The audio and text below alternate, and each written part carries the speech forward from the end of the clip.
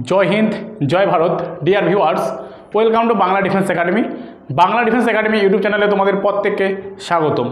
দেখো আজকে আমরা এসএসসি জিডি 2026 কে টার্গেট রেখে নেতাজি সুভাষ ব্যাচ স্পেশাল যে আমাদের বাংলা ডিফেন্স একাডেমিতে চলছে নেতাজি সুভাষচন্দ্র ব্যাচ বা নেতাজি সুভাষ ব্যাচ, সেখানে আজকে ভারতের ভৌগোলিক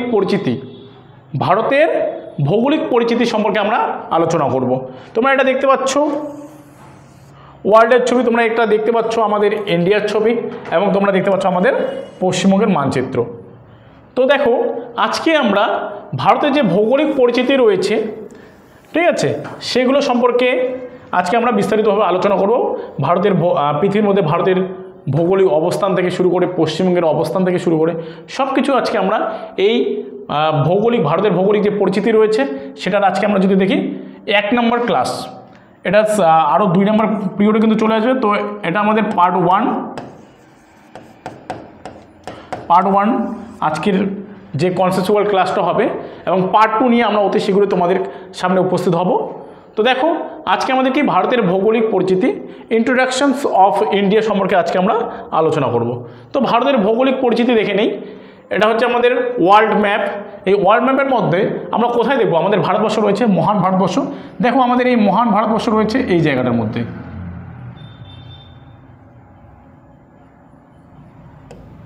তো দেখো আমাদের এই জায়গার মধ্যে কি রয়েছে, আমাদের ভারতবর্ষটা রয়েছে। পৃথিবীর মানচিত্রে আমরা এই জায়গায় রয়েছি, মানে পৃথিবীর মধ্যে আমরা যদি দেখি ভারতের ভৌগোলিক পরিচিতিটা, ভারতের অবস্থানটা যদি দেখি, ভারত পৃথিবীর উত্তর পূর্ব গোলার্ধে অবস্থিত। ভারত পৃথিবীর কোথায় অবস্থিত? উত্তর পূর্ব গোলার্ধে অবস্থিত। এটাকে যদি আমরা গোল করে ধরি, তার মানে কি, এটা পূর্ব, এটা পশ্চিম, এটা উত্তর, আর এটা কি নিচেরটা হচ্ছে দক্ষিণ। তো দেখো উত্তর পূর্ব মানে আমরা যদি এটাকে মাঝ বরাবর ভাগ করে দিই, তার মানে কি, এটা উত্তর প্লাস পূর্ব। এই যে আমাদের মহান ভারত, এই জায়গাটা তোমরা দেখতে পাচ্ছ। তো কি উত্তর পূর্ব গোলার্ধে কিন্তু ভারত পৃথিবীর মধ্যে কি করছে, অবস্থান করছে। বোঝা গেল? নেক্সট দেখো কি রয়েছে, ভারত পৃথিবীর মোট স্থলভাগের 2.21% স্থান জুড়ে রয়েছে। যদি আমরা দেখি ভারত কত স্থান জুড়ে রয়েছে, 2.21%। টোটাল যতগুলো আমাদের দেশ রয়েছে বা স্থলভাগ রয়েছে সেটাকে যদি আমরা 100% ধরি, তার মধ্যে আমরা দেখব যে ভারতবর্ষ মাত্র 2.21% স্থান জুড়ে কিন্তু রয়েছে, মানে 100 ভাগের 2 ভাগের একটু বেশি জাস্ট আমরা নিয়ে রেখেছি। এবার দেখো পৃথিবীর মোট জনসংখ্যার 17.5% কিন্তু ভারতবর্ষে রয়েছে। এটা যদিও আমরা যদি দেখি সেন্সাস 2011 সালের সেন্সাস অনুযায়ী করা হয়েছে। কত সাল? 2011 সাল। আমরা জানি যে আমাদের সেন্সাস বা জনগণনা প্রত্যেক 10 বছর অন্তর অন্তর হয়, তাই তো? ভারতের প্রথম বৈজ্ঞানিক পদ্ধতিতে গণনা যদি দেখি 1700 হবে না, 1800 হবে, 1872 সালে বা 71 সালে আমরা ধরতে পারি ভারতের প্রথম জনগণনা শুরু হয়েছিল। লর্ড মেয়ো করেছিল, যদিও এটা পুরোপুরিভাবে হয়নি, কারণ লর্ড মেয়োকে আন্দামান নিকোবর জেলের মধ্যে হত্যা করা হয়েছিল। ঠিক আছে? তো দেখো পৃথিবীর মোট জনসংখ্যা 17.5% ভারতবর্ষে রয়েছে। এটা 2011 সালের আমাদের লাস্ট যে সেন্সাস হয়েছিল সেটা থেকে বলা হচ্ছে। যদিও 10 বছর অন্তর অন্তর আমাদের সেন্সাস করা হয়, মানে জনগণনা করা হয়। করোনা মহামারীর জন্য আমাদের 2021 সালে জনগণনা হওয়ার কথা ছিল। কত সালে?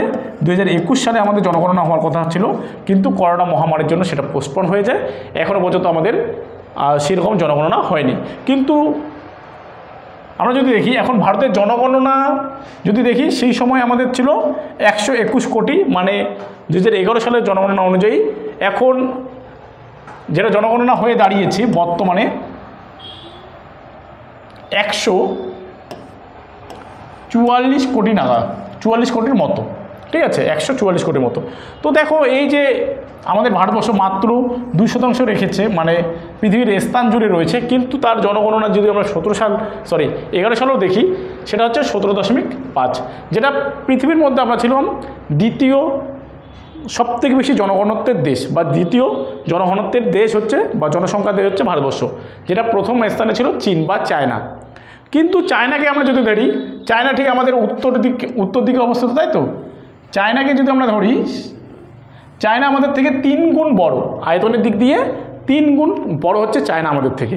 তো চায়নার জনসংখ্যা আমাদের থেকে একটু বেশি, কিন্তু বর্তমানে যেটা শোনা যাচ্ছে চায়নাকেও আমরা পিছিয়ে ফেলে পৃথিবীর 1 নম্বর পজিশনে আমরা চলে আসছি জনগণনার দিক দিয়ে বা জনসংখ্যার দিক দিয়ে।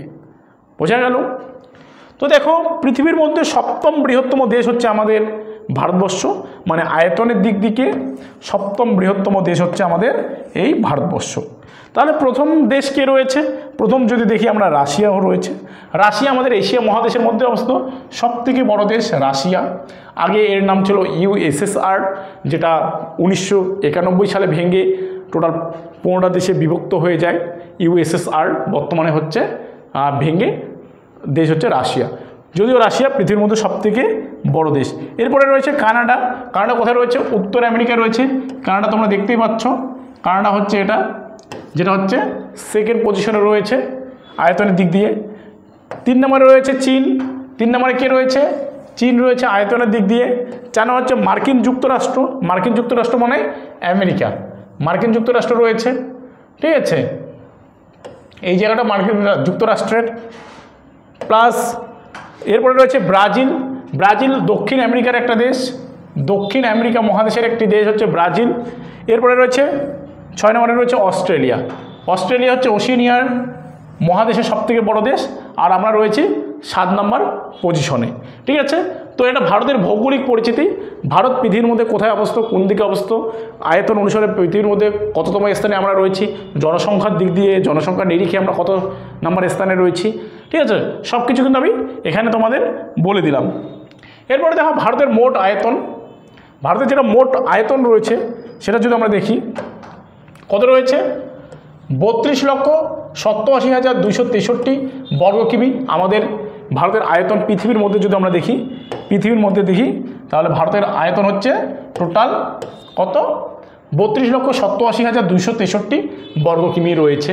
এরপরে দেখো ভারতের উত্তর দক্ষিণের বিস্তার, উত্তর থেকে দক্ষিণের বিস্তার, মানে এখান থেকে যদি আমরা দেখি,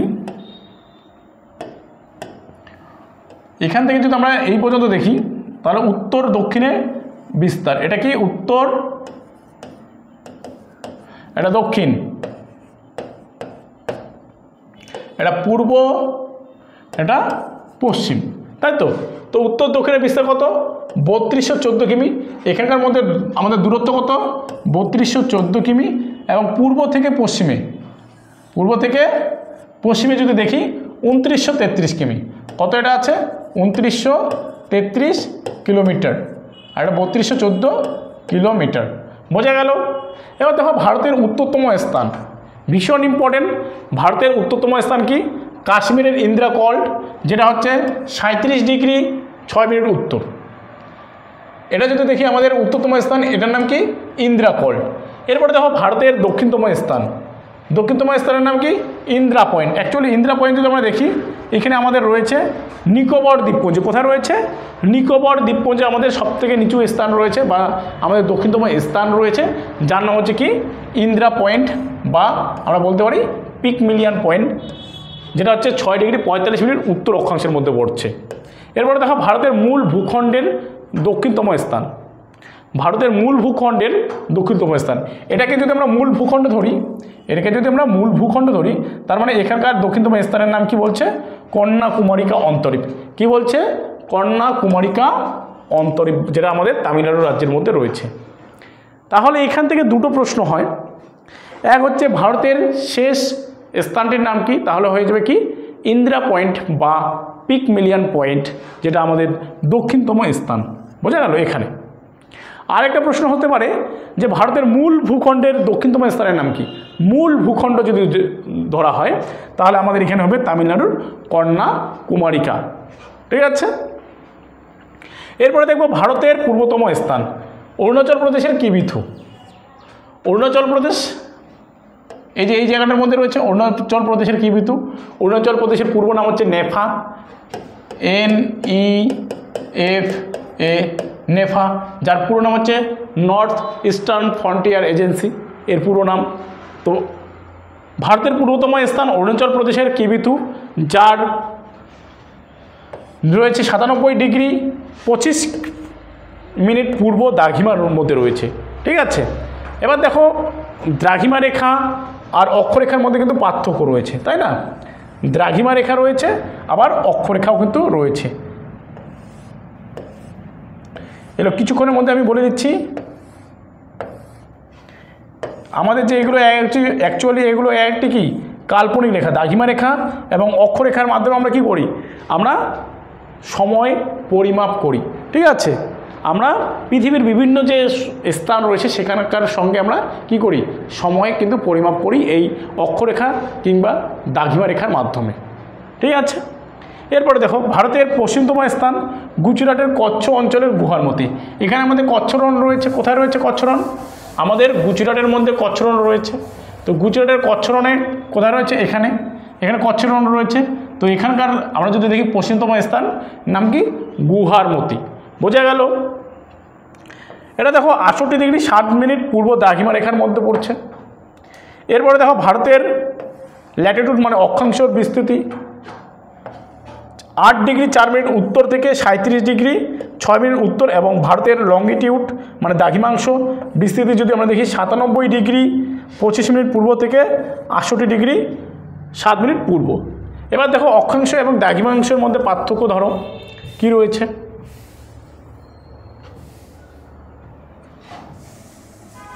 কি বললাম, এটার মাধ্যমে আমরা কি করি, আমরা সময়টাকে মাপি। এটার মাধ্যমে আমরা কি করি, সময়টাকে মাপি। দেখো অক্ষাংশ এবং দ্রাঘিমাংশ নিয়ে আমরা যদি আলোচনা করি, অ্যাকচুয়ালি এটা আমাদের কি করে, সময়কে নির্ধারণ করে। এগুলি হচ্ছে একটা কাল্পনিক রেখা যদি আমরা বলি। ঠিক আছে, এটা একটা কি বলবো, কাল্পনিক রেখা যদি বলি। ধরো এখানে আমাদের রয়েছে কন্যাকুমারিকার 8 ডিগ্রি 4 মিনিট, তাই তো?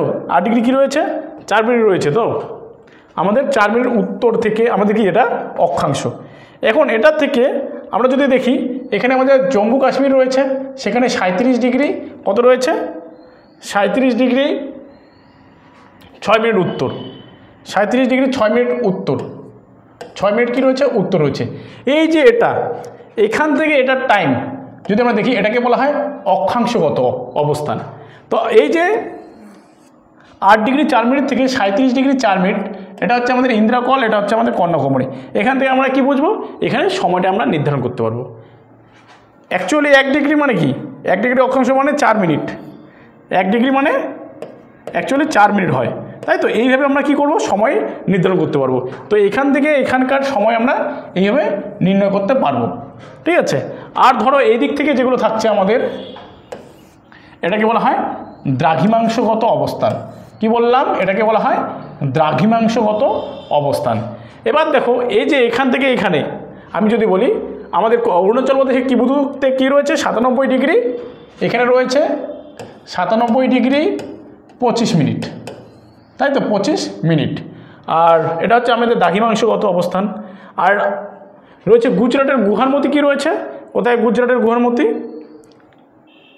গুজরাটের গুহারমতিতে রয়েছে 68 ডিগ্রি 4 মিনিট, কত রয়েছে, 68 ডিগ্রি 7 মিনিট, সরি, এখানে রয়েছে আমাদের 68 ডিগ্রি 7 মিনিট। তো দেখো এই যে দ্রাঘিমাংশগত 1 ডিগ্রি দ্রাঘিমাংশ ইজিক্যাল টু 4 মিনিট আমরা সকলেই জানি। এবার দেখো 68 আর 97, এবার দেখো কি বলবো, এটার থেকে এটা আমরা কি করব, মাইনাস করে দিব, 68, তাই তো? এবার দেখো 8 আছে, আমরা এটাকে কি করব, 1 ধরে নেব, 17 ধরবো, 8, 9, 10, 11, 12, 13, 14, 15, 16, 17, মানে হচ্ছে 9, মাইনাস করে দাও 8 থেকে 7, 6 থেকে 7, 7, 8, 9, 2, 29 যদি হয়, 29 ইজিক্যাল টু 4 দিয়ে আমরা যদি ভাগ করি,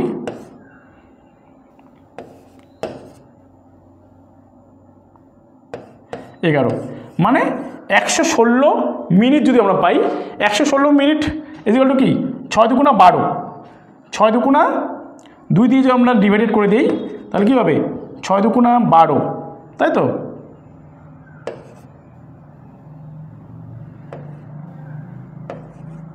মানে 120 মিনিট। তার মানে কি, এটা বেশি হয়ে যাচ্ছে, তার মানে 1 ঘন্টা প্রায় 1.5 ঘন্টা, তাই তো? 1.5 ঘন্টা থেকে একটু বেশি হয়ে যাচ্ছে আমাদের।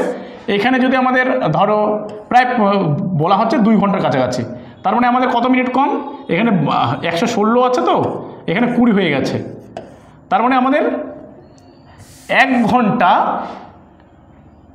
ঘন্টা 60 থেকে 4 বাদ দিলে আমাদের 56 মিনিট পিছিয়ে রয়েছে আমাদের এই, আমরা যদি দেখি গুহার মতি। তো 2 মিনিট আমাদের কি রয়েছে, ডিফারেন্স রয়েছে। এটা হচ্ছে আমাদের একটা কাল্পনিক রেখা। এই রেখার মাধ্যমে আমরা কি করি, বিভিন্ন ধরনের টাইম জোনগুলোকে আমরা চিহ্নিত করি। ওকে, বোঝা গেল। চলো এবার দেখো কর্কট ক্রান্তি রেখা। দেখো কর্কট ক্রান্তি রেখা 23 ডিগ্রি 30 মিনিট উত্তর অক্ষাংশ বা অক্ষরেখা ভারতের প্রায় মধ্য দিয়ে বিস্তৃত হয়েছে। যেমন হচ্ছে গুজরাট, রাজস্থান, মধ্যপ্রদেশ, ছত্তিশগড়, ঝাড়খণ্ড, পশ্চিমবঙ্গ, ত্রিপুরা, মিজোরাম, এই 8টি রাজ্যের উপর দিয়ে আমাদের এই কর্কট ক্রান্তি রেখা কিন্তু গেছে। তো দেখো আমি কি বললাম, ভারতের মাঝ বরাবর এই কর্কট ক্রান্তি রেখা কিন্তু কি করছে, বিস্তার লাভ করেছে, বা এটা আরেকটু নিচের দিকে হবে, তাই তো। এই লাইনটাকে যদি আমরা টানি তাহলে এটা কি হবে, এই দিক দিয়ে যাবে। তো এটা হচ্ছে আমাদের টপিক অফ ক্যান্সার। কি বললাম, গুজরাট, রাজস্থান, মধ্যপ্রদেশ, ছত্তিশগড়, ঝাড়খণ্ড, পশ্চিমবঙ্গ, ত্রিপুরা, মিজোরাম, এই 8টি রাজ্যের উপর দিয়ে আমাদের কি গেছে, এই কর্কট রেখা কিন্তু গেছে, কর্কট রেখা বা কর্কট ক্রান্তি রেখা। ঠিক আছে, এই কর্কট ক্রান্তি রেখা কিন্তু গেছে, বোঝা গেল। এবার দেখো এখানে বলছে যে পশ্চিমবঙ্গ রাজ্যের মোট 5টি জেলার উপর দিয়ে এই কর্কট ক্রান্তি রেখা কিন্তু বিস্তার লাভ করেছে, যেমন পুরুলিয়া, বাঁকুড়া, পশ্চিম বর্ধমান, পূর্ব বর্ধমান, নদিয়া। তাহলে আমরা এখানে কি দেখব, যে আমাদের এই যে পশ্চিমবঙ্গের উপর দিয়ে যে গেল, পশ্চিমবঙ্গের 5টা জেলার উপর দিয়ে গেল। কি সেই জেলা, পুরুলিয়া, বাঁকুড়া, পশ্চিম বর্ধমান, পূর্ব বর্ধমান, নদিয়া, এই 5টা পশ্চিমবঙ্গের জেলার উপর দিয়ে গেল। আর ভারতের 8টা রাজ্যের উপর দিয়ে গেল। কি বললাম, গুজরাট, রাজস্থান, মধ্যপ্রদেশ, ছত্তিশগড়, ঝাড়খণ্ড, পশ্চিমবঙ্গ, ত্রিপুরা, মিজোরাম, এই 8টা রাজ্যের উপর দিয়ে কী গেল, আমাদের এই কর্কট ক্রান্তি রেখা কিন্তু গেল। এছাড়া দেখো কর্কট ক্রান্তি রেখা নিকটবর্তী শহর হলো কি, উদয়পুর, যেটা উদয়পুর আর ত্রিপুরার মধ্যে গেল। ঠিক আছে, শহর।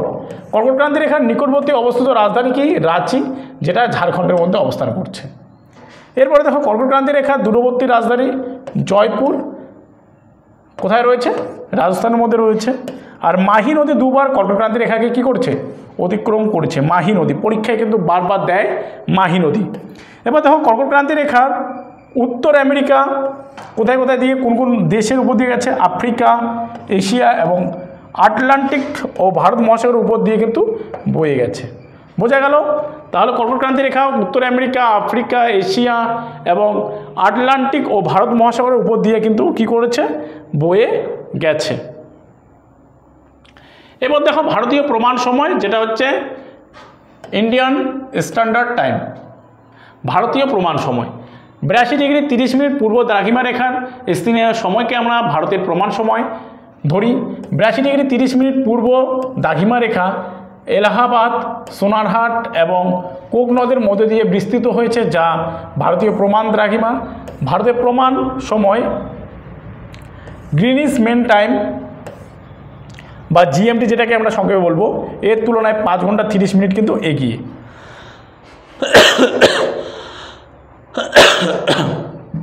এবার আমরা এখানে আসি, কি দেখেছিলাম আমরা, এগুলো একটা কি, দ্রাঘিমা রেখা।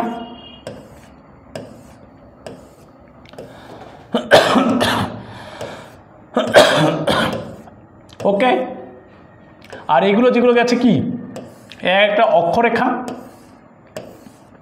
যদি আমরা ধরি, বোঝা গেল। তো দেখো এই দ্রাঘিমা রেখা এবং অক্ষরেখা কি করে আমাদের সময় নির্ধারণ করে। ধরো আমাদের এখানে স্থানীয় সময়, আর এখানে ধরো গ্রিনিচ সময়। কোথায় গেল, ইউরোপ মহাদেশ, এটা হচ্ছে আমাদের ইউরোপ মহাদেশ এখানে ধরো। তো দেখো ভারতের এই ইউরোপ মহাদেশের মাঝ বরাবর যদি আমরা কেটে দিই, ঠিক আছে, বা এখান থেকে যদি আমরা কেটে দিই, এখানকার পূর্ব দিকের দেশগুলোর সঙ্গে প্লাস হবে, এদিকের দেশের সঙ্গে মাইনাস হবে, বোঝা গেল। তো এখানকার দেশের সঙ্গে এই জায়গাটার মধ্যে আমরা দেখব যে আমাদের ভারতবর্ষে 5 ঘন্টা 30 মিনিট কিন্তু কী রয়েছে, আমরা এগিয়ে রয়েছি, বোঝা গেল। কী রয়েছে আমরা 5 ঘন্টা 30 মিনিট কিন্তু আমরা এগিয়ে রয়েছি। এটা অক্ষরেখা দ্রাঘিমা রেখার অ্যাকচুয়ালি এগুলো কাল্পনিক রেখার দ্বারা এর মান কিন্তু নির্ণয় করা হয়। বোঝা গেল? এগুলো কি অ্যাকচুয়ালি অক্ষরেখা দ্রাঘিমা রেখা, এগুলিকে সময় নির্ধারণের করার জন্য এই রেখাগুলো কিন্তু পরিচালিত করা হয়। বোঝা গেল? একটা কাল্পনিক রেখা। আর ভারতের মোট 5টি রাজ্যের উপর দিয়ে বিস্তৃত লাভ করেছে আমাদের এই কর্কটক্রান্তি রেখা, ভারতীয় প্রমাণ সময়। উত্তরপ্রদেশ, মধ্যপ্রদেশ, ছত্তিশগড়, উড়িষ্যা, অন্ধ্রপ্রদেশকে কিন্তু ধরা হয়। এরপর যেগুলো আমরা দেখব ভারতের কিছু গুরুত্বপূর্ণ তথ্য, যেগুলো আমাদের পরীক্ষায় ভীষণভাবে ইম্পর্টেন্ট কিন্তু এই তথ্যগুলো কিন্তু পরীক্ষায় আসে। যেমন আয়তনের বৃহত্তম ভারতীয় রাজ্য কি? রাজস্থান সবথেকে ভারতের বড় রাজ্য। আয়তনে ক্ষুদ্রতম ভারতীয় রাজ্য হচ্ছে গোয়া। আয়তনে সর্বাধিক ভারতীয় বনাঞ্চলযুক্ত রাজ্য হচ্ছে মধ্যপ্রদেশ। 87% কিন্তু ফরেস্ট রয়েছে, বন জঙ্গল রয়েছে। যদি আমরা পার্সেন্টেজ দিক দিয়ে ধরি তাহলে হয়ে যাবে আবার মিজোরাম। ঠিক আছে, মিজোরামে সবথেকে বেশি ফরেস্ট রয়েছে শতকরা হিসাবে। এরপরে দেখো আয়তনে বৃহত্তম কেন্দ্রশাসিত অঞ্চল কি? আন্দামান এবং নিকোবর, যেটা 2011 সালে, কিন্তু বর্তমানে আমাদের লাদাখ হয়ে যাবে সবথেকে বড় কেন্দ্রশাসিত অঞ্চল। নেক্সট দেখো আয়তনে ক্ষুদ্রতম কেন্দ্রশাসিত অঞ্চল কি? লাক্ষাদ্বীপ, যেটা আরব সাগরের মধ্যে অবস্থিত।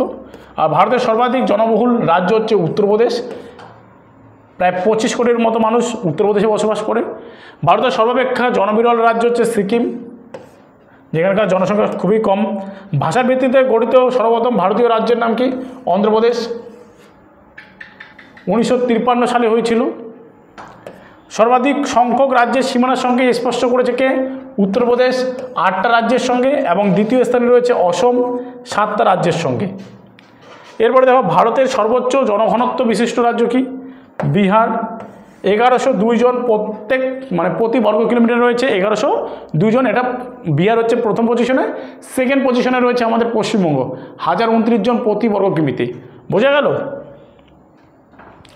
নেক্সট দেখো কি রয়েছে, ভারতের সর্বনিম্ন জনঘনত্ব বিশিষ্ট রাজ্যকে? অরুণাচল প্রদেশ, মাত্র 17 জন প্রতি বর্গ কিলোমিটারে।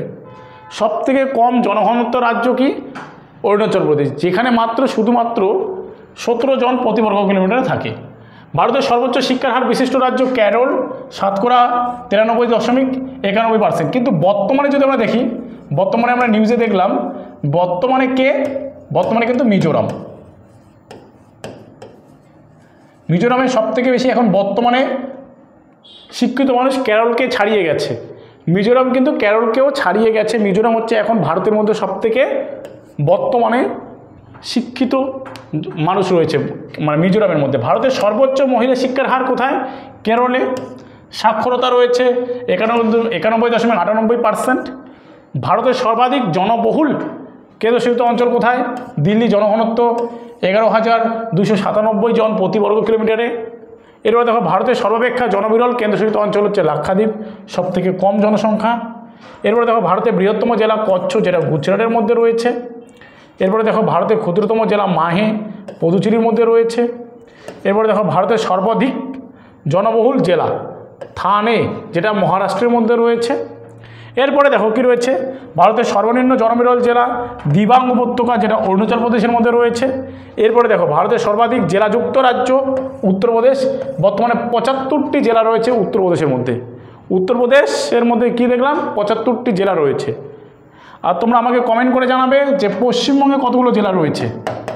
পশ্চিমবঙ্গে মোট জেলার সংখ্যা কত, তোমরা আমাকে কমেন্ট করে জানাবে।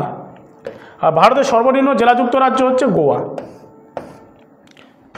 ভারতের সর্বনিম্ন জেলাযুক্ত, মাত্র এখানে 3টা রাজ্য রয়েছে গোয়ার মধ্যে, আর 4টা রাজ্য রয়েছে সিকিমের মধ্যে। ঠিক আছে, তো দেখো এই ছিল ভারতের ভৌগোলিক পরিচিতি থেকে পার্ট 1 ক্লাস। তোমরা অবশ্যই পার্ট 2 ক্লাসটি কিন্তু দেখবে, এবং সেখানে আমি কিছু ইম্পর্টেন্ট MCQ কিন্তু অ্যাড করে দেব সেই ক্লাসের মধ্যে। তো ভিডিওটি সম্পূর্ণ দেখার জন্য অসংখ্য ধন্যবাদ, এবং দেখা হচ্ছে আমাদের নেক্সট কোনো ভিডিওতে।